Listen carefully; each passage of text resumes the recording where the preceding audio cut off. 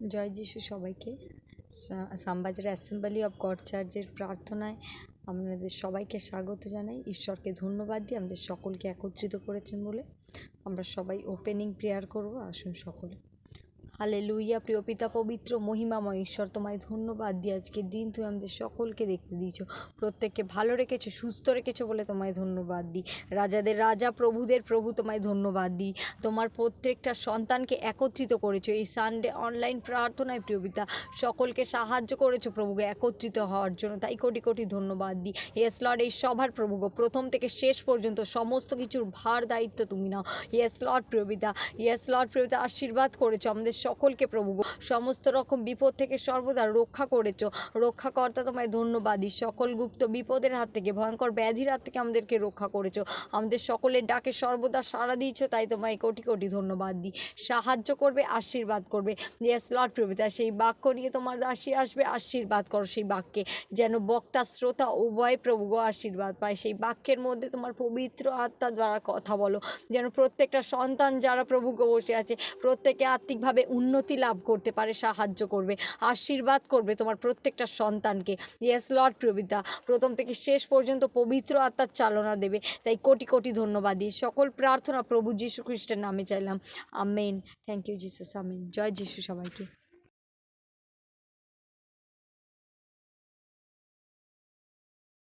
আসুন আমরা শাস্ত্র পাঠে যাই। আজকের শাস্ত্রাংশ নেওয়া হয়েছে গীতসংগীতা 38 অধ্যায় আর লুকের 16 অধ্যায়ের 19 থেকে 31 পদ। গীতসংগীতা 38 অধ্যায়। সদাপ্রভু, তোমার ক্রোধে আমাকে ভৎসনা করিও না, তোমার রোষাগ্নিতে আমাকে শান্তি দিও না। কেননা তোমার তীর সকল আমাতে বিদ্ধ, আমার উপরে তোমার হস্ত নামাইয়াছে। তোমার কোপ হেতু আমার মাংসে কিছু স্বাস্থ্য নাই, আমার পাপ হেতু আমার অস্থিতে কিছু শান্তি নেই। কেননা আমার অপরাধ সমূহ আমার মস্তকের উপরে উঠিয়াছে, ভারী বোকার ন্যায় সে সকল আমার শক্তি অপেক্ষা ভারী। আমার ক্ষত সকল দুর্গন্ধ গলিত হইয়াছে, আমার অজ্ঞানতা প্রযুক্তি হইয়াছে, আমি কুব্জ হইয়াছি, অত্যন্ত নুইয়া পড়িয়াছি।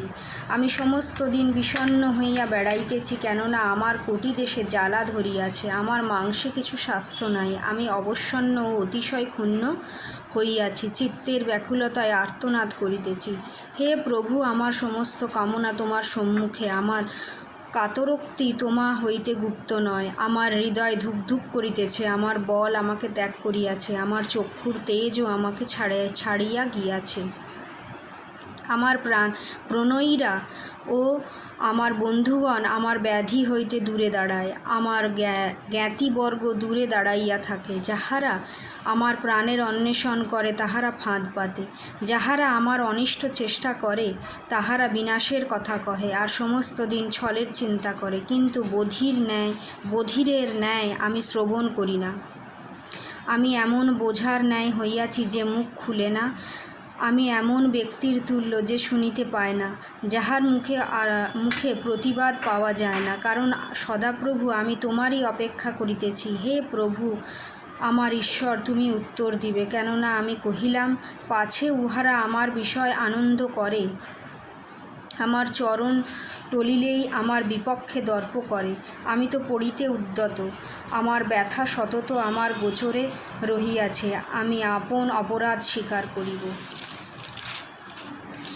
আমার পাপের নিমিত্ত খেদ করিব। কিন্তু আমার শত্রুগণ সতেজ ও বলবান, অনেকেই অকারণে আমাকে ঘৃণা করে, আর তাহারা উপকারের পরিবর্তে অপকার করে। তাহারা আমার বিপক্ষে, কারণ যাহা ভালো আমি তাহারই অনুগামী। সদাপ্রভু, আমাকে পরিত্যাগ করিও না, আমার ঈশ্বর, আমা হইতে দূরে থাকিও না। হে প্রভু আমার পরিত্রাণ, তুমি আমার সাহায্য করিতে সত্বর। লুক 16 অধ্যায়ের 19 থেকে 31 পদ। একজন ধনবান লোক ছিল, সে বেগুনি কাপড় ও সূক্ষ্ম বস্ত্র পরিধান করিত, প্রতিদিন জাঁকজমকের সহিত আমোদ প্রমোদ করিত। তাহার ফটক দ্বারে লাসার নামে একজন কঙ্কালকে রাখা হইয়াছিল। সে ঘায়ে ভরা ছিল এবং সেই ধনবানের মেজ হইতে পতিত গুড়া গাড়া খাইতে বাঞ্ছা করিত। আবার কুকুরেরাও আসিয়া তাহার ঘা চাটিত।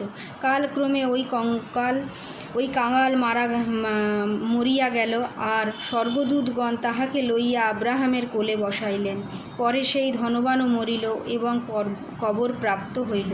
আর পাতালে যাতনার মধ্যে সে চক্ষু তুলিয়া দূর হইতে আব্রাহামকে এবং তার কোলে লাসারকে দেখিতে পাইল। তাহাতে সে উচ্চস্বরে কহিল, পিত আব্রাহাম, আমার প্রতি দয়া করুন, লাসারকে পাঠাইয়া দিন, যেন সে অঙ্গুলির অগ্রভাগ জলে ডুবাইয়া আমার জিহ্বা শীতল করে, কেননা এই অগ্নিশিখায় আমি যন্ত্রণা পাইতেছি। কিন্তু আব্রাহাম কহিলেন, বৎস, স্মরণ করো, তোমার সুখ তুমি জীবনকালে পাইয়াছ, আর লাসার তদ্রূপ দুঃখ পাইয়াছে। এখন সে এই স্থানে সান্ত্বনা পাইতেছে, আর তুমি যন্ত্রণা পাইতেছ।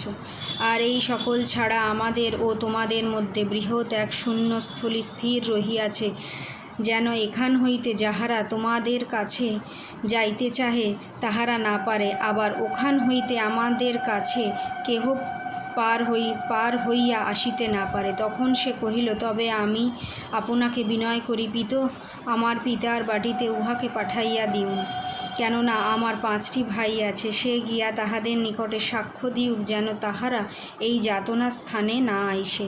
কিন্তু আব্রাহাম কহিলেন, তাহাদের নিকটে মসী ও ভাববাদিগণ আছেন, তাহাদেরই কথা তাহারা শুনুক। তখন সে বলিল, তাহা নয় পিত আব্রাহাম, বরং মৃতদের মধ্যে হইতে যদি কেহ তাহাদের নিকটে যায়, তাহা হইলে তাহারা মন ফিরাইবে। কিন্তু তিনি কহিলেন, তাহারা যদি মসীর ও ভাববানীগণের কথা না শোনে, তবে মৃতগণের মধ্য হইতে কেহ উঠিলেও তাহারা মানিবে না। ঈশ্বর তার কথিত বাক্যে আশীর্বাদ করুন। আমেন।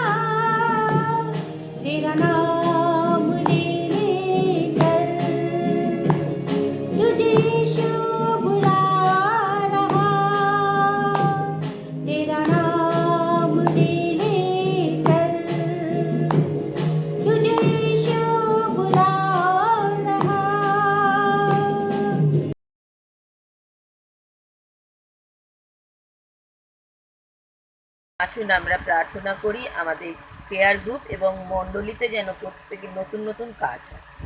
হালেলুয়া। মহান পিতা, তোমাকে ধন্যবাদ জানাচ্ছি আজকের এই সুন্দর দিন, সুন্দর সময় তুমি আমাদের দিয়েছো এবং এই প্রার্থনার জন্য তুমি আমাদের সুযোগ করে দিয়েছো। ধন্যবাদ দিচ্ছি প্রভু, তুমি আমাদের মধ্যে আছো এবং আমরা যে প্রত্যেক মাসে প্রত্যেকের ঘরে তোমার নামে যে কেয়ার গ্রুপ করি প্রভু, তাই সেই কেয়ার গ্রুপে যেন প্রত্যেকের ঘরে নতুন নতুন কাজ হোক প্রভু, এবং সেখানে যারা আসছে প্রভু তাদের জীবনেও যেন তোমার বাক্য যেন কার্যকারী হোক। তোমার কাজ যেন সর্বসময় তারা বুঝতে পারে যেন তুমি তাদের সঙ্গে আছো, এবং আমরা যে মণ্ডলীর মধ্যে যে মণ্ডলীতে তোমার নামে ভজনা করতে যাচ্ছি সেখানে যেন নতুন নতুন কাজ হয়। হ্যাঁ প্রভু, তুমি সেই মহান জীবন্ত ঈশ্বর যে আমাদের ক্যান্সারে অ্যান্সার দিয়েছো, মৃতকে বাঁচিয়ে তুলেছো। তাই তোমার কাছে প্রার্থনা করি নতুন কাজের জন্য, নতুন জীবন যেন প্রত্যেকটা মানুষ পায় এবং প্রত্যেকটা মানুষের আত্মা যেন খুলে যায় এবং তোমার সেই দর্শন পায়। সেই দর্শনে যেন তারা প্রত্যেকে নতুন নতুন কার্যকারী হতে পারে। যাদের কাজ কম নেই প্রভু, তাদের কাজের দরজা খুলে দাও প্রভু। একটি মানুষও তোমার কাছে যারা আসে, একটি মানুষও অভাবী থাকে না, একটি মানুষও চিন্তিত থাকে না, একটি মানুষও তোমার বিনষ্ট হয় না। তাই তোমার চরণতলে রাখছি প্রভু, যেন প্রত্যেকটা কেয়ার গ্রুপকে এবং তোমার সে মণ্ডলীর প্রত্যেকটা পরিবারকে, প্রত্যেকটা মানুষকে তাদের জীবনে নতুন তোমার কার্য আসুক এবং তোমার আশীর্বাদ যেন প্রত্যেকের সঙ্গে থাকে। মহান জীবন্ত ঈশ্বর, যারা যারা লেখাপড়া করছে তাদেরকে সেই তোমার স্পর্শ দিও, তারা যেন সেই রকমভাবে তৈরি হতে পারে এবং আগামী দিন প্রত্যেকে তোমার নামে যেন জয়গান দিতে পারে। প্রার্থনা করছি প্রভু, প্রত্যেকের কেয়ার গ্রুপের যে ঘর তোরা খুলে দিয়েছে সেই ঘরে তোমার কার্য আসুক। প্রত্যেকের ঘরের মধ্যে তুমি বাস করো, প্রত্যেকের ঘরের মধ্যে কোনো রকম অভাব অনটন কিচ্ছু না থাকুক প্রভু গো। তুমি তাদের প্রত্যেকের কাজের দরজা খুলে দাও, যোগ্যতা অনুযায়ী প্রত্যেকের কাজের দরজা খুলে দাও, এবং যে কাজ সব মণ্ডলীতে প্রত্যেকটা মানুষের যে বাধা পড়ে আছে সেই বাধাকে তুমি সরাতে পারো, কারণ প্রত্যেকটা মানুষের ঈশ্বর একমাত্র মহান ঈশ্বর তুমি। তুমি থাকলে কেউ কখনো কোনো রকম অভাবে থাকবে না। বিশ্বাস করেছি প্রভু, তুমি সকল প্রার্থনা শুনলে আরেকটি বার প্রত্যেকের ঘরের কেয়ার গ্রুপ এবং আমাদের মণ্ডলীকে রাখলাম। বিশ্বাস করলাম তুমি সকলকে রাখলে তোমার হস্তের তলায় এবং তোমার পাখার তলায়। প্রার্থনা যিশুনাথ তোমার চরণে রাখলাম, আমেন।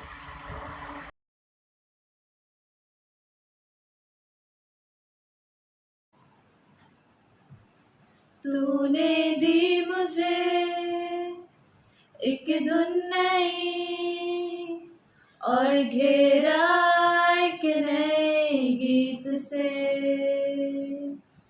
छुटकारे का मेरे शत्रु से, जब तक डर ना निकले दिल से। अब मैं डर का गुलाम नहीं, खुदा की संतान हूँ मैं। अब मैं डर का गुलाम नहीं, खुदा की संतान हूँ मैं। माँ के गर्भ से तूने चुना मुझे, पुकारा मुझे प्रेम ने। नए जन्म से तेरा वंश बना, बहे तेरा रक्त रगों में। अब मैं डर का गुलाम नहीं, खुदा की संतान हूँ मैं। अब मैं डर का गुलाम नहीं, खुदा की संतान हूँ मैं। सागर दो भागा ताकि मुझको राह मिले, तेरे प्यार में मैं मेरे डूबे।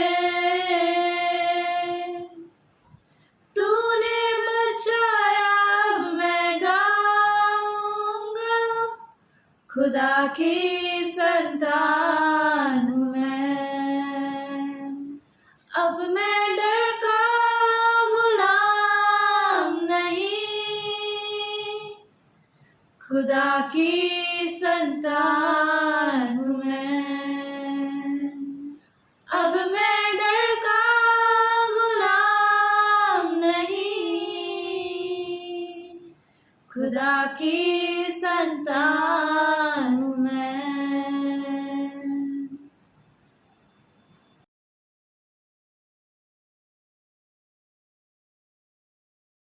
सबको जय मसीह की। आइए हम सब मिलकर आज ईश्वर से प्रार्थना करेंगे और हम लोग को विश्वास है, आस्था है, भरोसा है उस पर कि वो हम लोग की प्रार्थना सुन रहा है। आइए अपनी आंखें बंद कर प्रार्थना करें। हालेलुया। पिता परमेश्वर यीशु मसीह, मैं आपको धन्यवाद देती हूँ सुंदर दिन और सुंदर समय के लिए। परमेश्वर पवित्र आत्मा, मैं आपको धन्यवाद देती हूँ। मैं विश्वास करती हूँ कि जितनी जन बीमार है पिता परमेश्वर, यीशु मसीह के नाम से उन लोग के जीवन में अनुग्रह उतर के आएगा। प्रभु उन लोग के रोगों को अब छू लो पवित्र आत्मा। पवित्र आत्मा आपके सामर्थ्य से, आपकी शक्ति से प्रभु उन लोग को चंगाई मिले। प्रभु आपके कोड़े खाने से प्रभु हम सबको शिफा मिली है। परमेश्वर पिता परमेश्वर, मैं विश्वास करती हूँ जितनी जन तकलीफ, दर्द, दुख में है, डिप्रेशन में, चिंता करते हैं प्रभु, आँख के आंसू फेंक रहे हैं प्रभु, उन सबको अब एक दिन रिलीज़ करोगे प्रभु, मुक्त करोगे, उन सब से छुटकारा दोगे पिता परमेश्वर। पिता परमेश्वर, और जितने जन बीमार है, बेडरिन है, हॉस्पिटलाइज है पिता परमेश्वर, यीशु के नाम से, जिसमें सामर्थ्य है, जिसमें दया है, जिसमें समा है, मैं विश्वास करती हूँ यीशु मसीह के नाम से उन लोग को हीलिंग, आपका पावर, अनॉइंटिंग उतर के आएगा। परमेश्वर जिंदा खुदा जीवित परमेश्वर, आप सब कुछ, आपके लिए कोई काम कठिन नहीं है। परमेश्वर मैं विश्वास रखती हूँ आप पे। हे स्वर्ग और पृथ्वी के राजा, राजाओं का राजा, प्रभुओं का प्रभु, मैं विश्वास करती मेरी प्रार्थना विनती को आप सुन रहे हो। प्रभु मैं आपसे फिर से एक बार रिक्वेस्ट करती हूँ, जितनी जन बीमार है यीशु के नाम से हीलिंग उतर के आए। इस भारतवर्ष को भी प्रभु आपके हाथों के नीचे समर्पण करती हूँ। हर एक राज्य, ग्राम प्रभु सबको को रक्षा करो, प्रोटेक्शन करो प्रभु, ढाल बन के रहो सबके जीवन में प्रभु, काम करो, दया करो प्रभु, अनुग्रह करो। मैं विश्वास करती हूँ आपने मेरी विनती, प्रार्थना, अनुरोध को सुना, उत्तर दिया। सब चीज़ों को दे के छोटी सी प्रार्थना यीशु मसीह के नाम से मांगती हूँ, आमीन।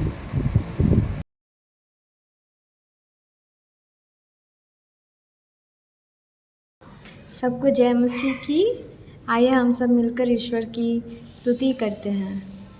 जिस दिन में तू ना हो वो दिन ही नहीं, जिस जीवन में तू ना वो जीवन नहीं, जिस दिन में तू ना हो वो दिन ही नहीं, जिस जीवन में तू ना वो जीवन नहीं। जीवन का झरना तू ही है, सच की राह तू ही है, जीवन का झरना तू ही है, सच की राह तू ही है, रिश्तों का जन्मा तू ही है, मेरे दिल की खुशी तू ही है, रिश्तों का जन्मा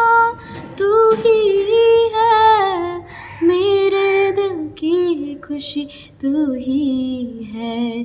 जिस दिन में तू ना हो वो दिन ही नहीं, जिस जीवन में तू ना वो जीवन नहीं, जिस दिन में तू ना हो वो दिन ही नहीं, जिस जीवन में तू ना वो जीवन नहीं।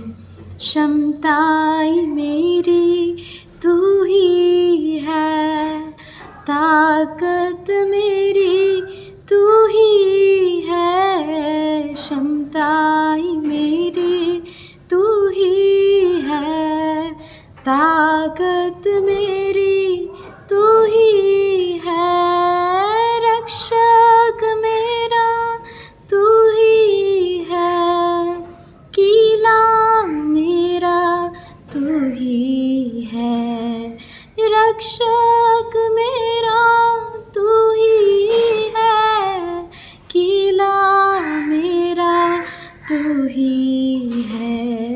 जिस दिन में तू ना हो वो दिन ही नहीं, जिस जीवन में तू ना वो जीवन नहीं, जिस दिन में तू ना हो वो दिन ही नहीं, जिस जीवन में तू ना वो जीवन नहीं। आमीन।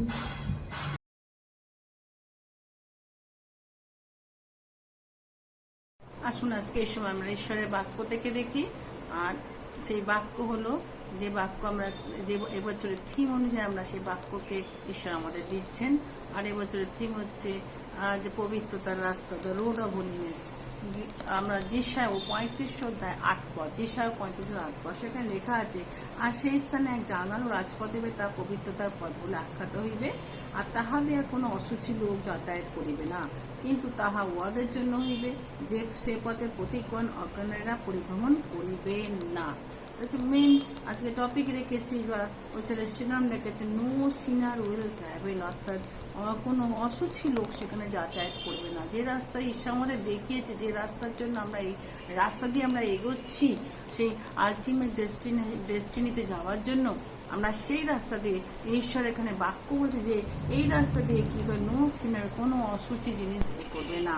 আজকে আমরা দেখি দুটো জীবনের কথা, দুটো জীবন, আর সেই দুটো জীবন তারা কিন্তু রাস্তা পেয়েছিল, কিন্তু তাদের দুজনের মধ্যে একজনের রাস্তা সে সঠিকভাবে দিয়েছিল বলেই সে কিন্তু পিতা আব্রাহামের কোলে স্বর্গে স্থান পেয়েছিল। আর একজন কিন্তু সেই রাস্তা পেয়েও তার রাস্তা কিন্তু সে ভুল রাস্তায় গেছিল, আর সে ভুল রাস্তা বেছে নেওয়ার পরে তার জীবনে পরিণত ছিল অর্থাৎ হেল বা নরকে।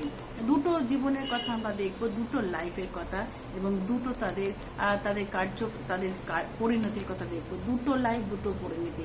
তারা রাস্তা দিয়ে হেঁটেছে, তাদের রাস্তা একজন হেঁটেছিল সঠিক রাস্তা দিয়ে, আর সেই রাস্তায় সে কি করেছিল, সে স্বর্গে স্থান পেয়েছিল। আর একজন হেঁটেছিল সেই নরকের রাস্তা, যে নরকের রাস্তাতে হাঁটার ফলে তার জীবন কি হয়ে গেছিল, নরকে, মৃত্যুর পর তার জীবন তাকে নরকে দেখাচ্ছে। নিশ্চয়ই বুঝতে পারছেন তো বিষয়ে আমরা বলছি। হ্যাঁ প্রিয় ভাই বোন, সেই দুই ধনী লোক এবং ভিখারি লাসারের কথা আজকে বলছি। ধনী লোক এবং ভিখারি লাসারের কথা।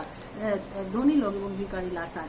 ধনী লোক লোকলিখিত সুসমাচার তার 16 অধ্যায়, লোকলিখিত সুসমাচার তার 16 অধ্যায় 19 থেকে 31 পদ, সেখানে দুটি ব্যক্তির জীবনে বলে দিয়েছে, দুটি ব্যক্তির যাত্রাপথ দেখিয়েছে, দুটো ব্যক্তির যাত্রাপথের পরিণতি দেখিয়েছে, দুটো ব্যক্তির বর্তমান ভবিষ্যৎ কি হয়েছিল সেখানে কি তারা দেখিয়েছিল। দুটো ব্যক্তি কিন্তু সবকিছু জানা সত্ত্বেও কিন্তু এক ব্যক্তি বুদ্ধিমান হয়েছিল আর এক ব্যক্তি নির্বুদ্ধি হয়েছিল, তাই তার জীবনটাকে কি করেছিল না সে নষ্ট করে ফেলল এবং তাকে সেই নরকে দেখা গেল। প্রথমে আমরা বলি যে রিচ ম্যানের কথা, সেই ধনী লোকটির কথা।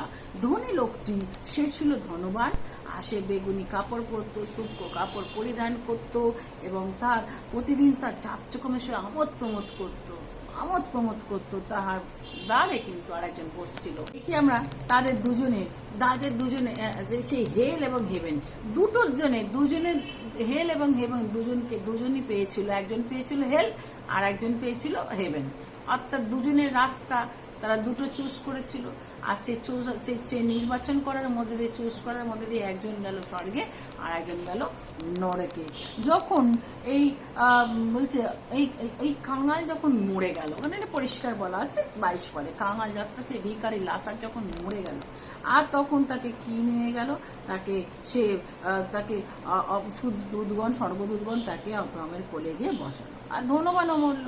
দুজনেরই মৃত্যু হয়েছে, কেউ কিন্তু বেঁচেছিল না। জাগতিক জীবন করার পর তাদের দুজনেরই মৃত্যু হয়েছে। যখন এই লোকটা মারা গেল ধনবান, তখন তারও কি হলো, মরল এবং কবর প্রাপ্ত, তাকে কবর দেওয়া হলো। আর সে কি করলো, পাতালে যাতনার মধ্যে তার স্থান হলো। তাহলে একজনের স্থান হলো কোথায় না আব্রাহামের কোলে, আর একজনের স্থান হলো পাতালে। একজন কি করেছিল, সে সঠিক রাস্তা চুজ করেছিল বলেই সে আব্রাহামের কোলে বসতে পেরেছিল, আর একজন সঠিক রাস্তা চুজ করেনি বলেই সে এতটাই মগ্ন ছিল জগতের এতে, তাই সে তার সেই ভুল রাস্তা তাকে কি করে নরকে পাতালে তাকে যাতনার মধ্যে রেখে দিল। আর যখন সে সেখান থেকে দেখলো, সেই ধনী লোকটা দেখলো কি যে দেখলো যে সেই যাতনার স্থান থেকে, তার পাতালের স্থান থেকে সে দেখলো যে আব্রাহাম এবং তার কোলে লাসারকে। আসে উচ্চস্বরে বলল, পিতা আব্রাহাম দয়া করুন লাসারকে পাঠিয়ে দিন, কেন যেন সে একটু অঙ্গুলি জল, শীতল জল যেন আমার জিহ্বাতে দেয়, আমি খুব যন্ত্রণা পাচ্ছি, খুব যন্ত্রণা। হ্যাঁ প্রিয় ভাই বোন, হেল বা যন্ত্রণা, এই হেলের যন্ত্রণা মারাত্মক। সেখানে আমরা 23 পদে আমরা দেখলাম, সেখানে মারাত্মক হেল বা সেই পাতাল হচ্ছে কি রেল, এই পাতালের যন্ত্রণা খুবই মারাত্মক। সেখানে পাতালে বলছে নরকের আগুন, নরকের কীট মরে না, নরকের আগুন কখনো নির্বাপিত হয় না। এবং এই হচ্ছে, এবং সেখানে কোনো কমফোর্ট নেই, সেখানে কোনো সাপোর্ট নেই, সেখানে কোনো সহভাগিতা নেই। সেই যন্ত্রণা আপনাকে পৌঁছে মরতে হবে। এই ধনী লোকটা সে কিন্তু তাই করেছিল। অপরদিকে আমরা দেখি আমাদের সে ভিখারি লাসার, সে কিন্তু আব্রাহামের কোলে বসে সে আনন্দ করল। অবভিয়াসলি পিতার কোলে বসে, আব্রাহাম পিতার কোলে বসে সে কি করছে, সে সিকিউর ছিল, তার লাইফের কোনো যন্ত্রণা ছিল। যদি যন্ত্রণা থাকতো তাহলে সে বলতো না, যে ধনী লোকটাকে তাহলে বলতো না, বললো আব্রাহামকে একে বলুন, সেই কাঙালকে বলুন বা লাসারকে বলুন আমার একটু জল যেন দেয়, একটু যেন জল দেয়। আমাকে ভাই বলুন, হেল কিন্তু হেল হচ্ছে রিজেকশন। সেখানে পিতার কোনো স্থান নেই, পিতা সেখানে রাখে না। কোন ব্যক্তি এখানে বলছে যে আপনি কি করুন না, যখন আব্রাহাম বলছে যে তুমি অনেক আনন্দ করেছো, সুখ করেছো, কিন্তু অনেক দুঃখ পেয়েছে, এখন তুমি যন্ত্রণা পাচ্ছ, সুখ পাচ্ছে। আর তাছাড়া এখানেও যাবে কি করে? এই যে একটা শূন্য, আমাদের এই হেল এবং হেভেনের মধ্যে একটা শূন্য। এখান থেকে কেউ ওখানে যেতে পারে না, ওখান থেকে কেউ এখানে আসতে পারে না। সেই জন্যই তো যদি কেউ একবার পাতালে চলে যায়, যদি একবার নরকে চলে যায়, সেখান থেকে কেউ রেস্কিউ তাকে করতে পারবে না, ঈশ্বর তাকে উদ্ধার করতে পারবে না। ঈশ্বরের উদ্ধারকারী কাজ তার জীবনে হবে না। এখনই জীবন থাকতে বেছে নিতে হবে কোন রাস্তা আপনি যাবেন, হেভেন না হেল। আপনি স্বর্গে যাবেন না নরকে যাবেন। আপনি স্বর্গে যে পিতার সান্নিধ্যে থাকবে, পিতার সঙ্গে অনাবিল আনন্দে থাকবে, অনাবিল সুখ ভোগ করবেন, নাকি নরকে যন্ত্রণা ভোগ করবেন। প্রিয় ভাই বোন, আজকে এখানে তাই সেই লোকটি যখন বললো, ধনী লোকটি, তাহলে বিদায় করছি, আমার পিতার বাটিতে ওকে পাঠিয়ে দিন, কারণ 5টা ভাই আছে, দিয়ে ওখানে সাক্ষ্য দিন। আর তখন আব্রাহাম কি বললো যে এই যেন যাতনা স্থান, আমি বুঝতে পারছি কি যন্ত্রণা, যাতনা স্থানে না আসে। যখন সেই আব্রাহাম বললো তাদের নিকট মুসি আছে, ভাববানী, তারা তাদের কথা শুনুক। কিন্তু সে বলিলে তাহা নাই, পিতা আব্রাহাম এবং বড় মৃতদের মধ্যে যদি কেউ তাদের নিকট, তাহলে তারা মন ফিরাইবে। হ্যাঁ, তারা মন ফিরাবে বলছে, ধনী লোকটা বলছে মৃতদের মধ্যে থেকে গেলে কেউ মন ফেরাবে। হ্যাঁ, কিন্তু উনি বলছেন, কিন্তু আব্রাহাম বললেন না, তারা যদি মসির কথা, ভাববানীর কথা না শোনে, তাহলে মৃতদের থেকে যদি কেউ ওঠে, তারও কথা তারা শুনবে না। আসলে এই যে বাক্য, এই প্রচার, সুসমাচার দেওয়া হচ্ছে, যদি কেউ পরিবর্তন না করে, যদি নরক থেকে কেউ উঠতেও পারে, নরক থেকে কেউ আসতেও পারে না, এসে কেউ বলতে পারে না যে তোমরা বন্ধ করো, আজই সে ইনভিটেশনের দিন এসছে। সবচেয়ে বড় জিনিস হচ্ছে হেভেনে যাওয়ার রাস্তায় প্রভু যিশু, paradise is waiting for you, paradise আপনার জন্য অপেক্ষা করছে। হালেলুয়া, প্যারাডাইস আপনি যাবেন, আজই সেই দিন। হালেলুয়া, আপনি সেই ক্রসকে করুন, ক্রস আপনার সামনে রয়েছে, আর সবকিছু বৃথা, ক্রস একমাত্র। প্রভু যিশুকে অ্যাকসেপ্ট করুন। আর আজকে no sinner will travel in this road, অনুসূচি লোকেরা যাতায়াত করবে না। ও হালেলুয়া, কত সুন্দর জিনিস আমরা পেয়েছি প্রভু যিশুর মাধ্যমে, অনন্ত জীবন পাবো।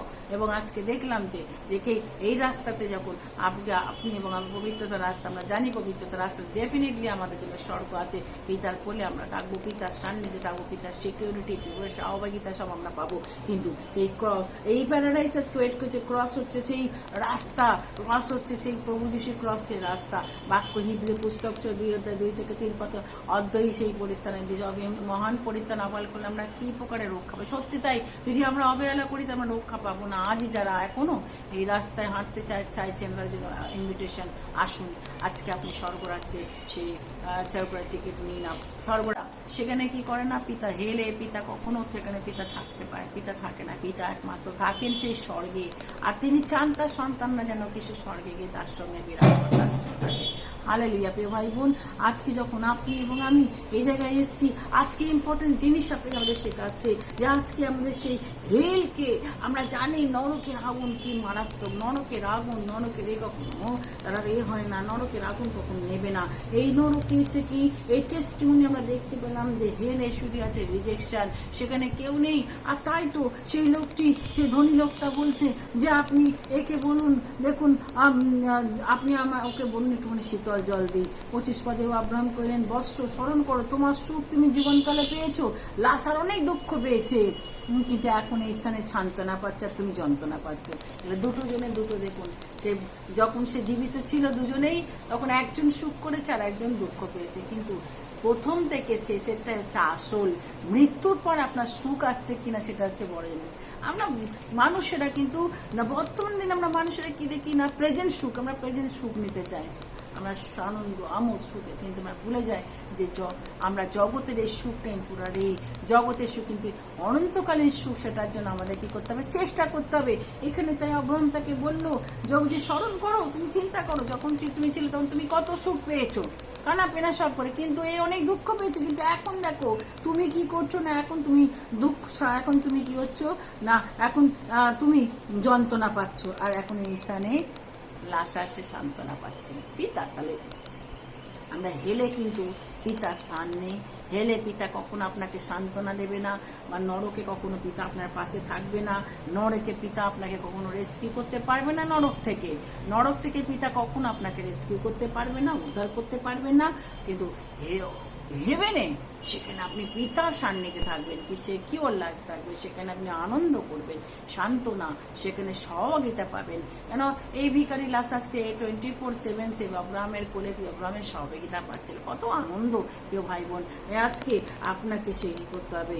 আমরা জানি প্রিয় ভাই বোন, এই জীবনে সত্যি, এই জীবনে আজ আছি কাল নেই, তাই আজকে আপনি চুজ করুন, নো সিনারি ট্রাভেল। আজকে যদি আপনি সেই পাপী হয়ে থাকেন, কিন্তু আপনার এই সেই রাস্তা যদি আপনি সেই ধনির মতো, সেই লোকের মতো রাস্তা চুজ করেন, রং রাস্তা, তাহলে আপনার পরিণতি কিন্তু নরকে। কিন্তু যদি আপনি সেই ভিখারি লাসারের মতো সঠিক রাস্তা চুজ করেন, তাহলে কি হবে, আপনি স্বর্গে যাবেন, আর স্বর্গে অনন্ত সুখ, অনন্ত আশ্বাস, সেখানে পিতার সহযোগিতা, অনাবিল আনন্দ, শান্তি, পিতার কমফোর্ট পিতা আপনাকে করবে। প্রিয় ভাই বোন, আজকে চুজ করুন। আজকে ইম্পর্টেন্ট ইনভিটেশন হেভেন থেকে আজকে দিচ্ছে এখানে। তাই লোকটি লাসারকে এবং সেই ধনী ব্যক্তি বলছে,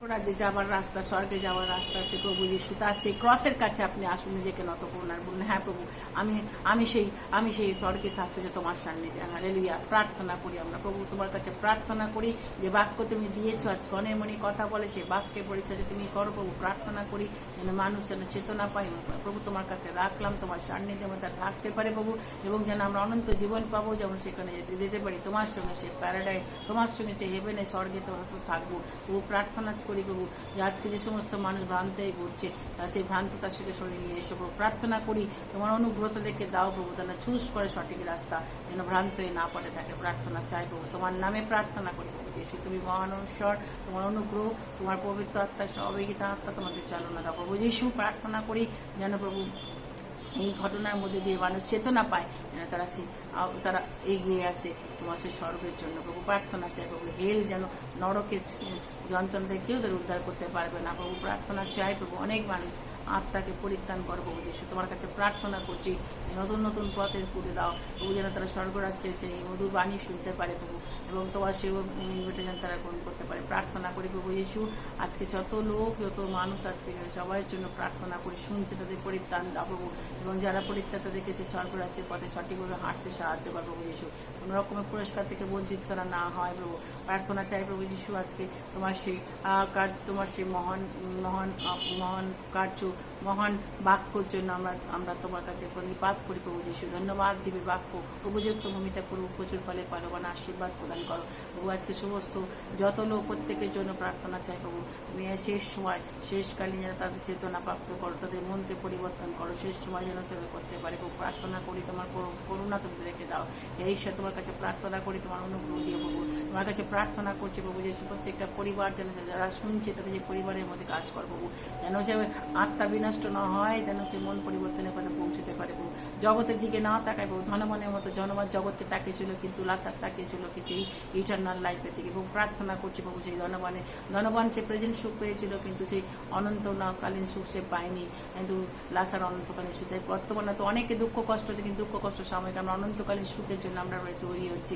প্রার্থনা চাই প্রভু, দয়া করো, অনুগ্রহ আশীর্বাদ প্রদান করো, সকলের সঙ্গে থাকো, স্পেশালভাবে আশীর্বাদ প্রদান করো। প্রার্থনা যিশু তোমার নামে চাইলাম, আমেন।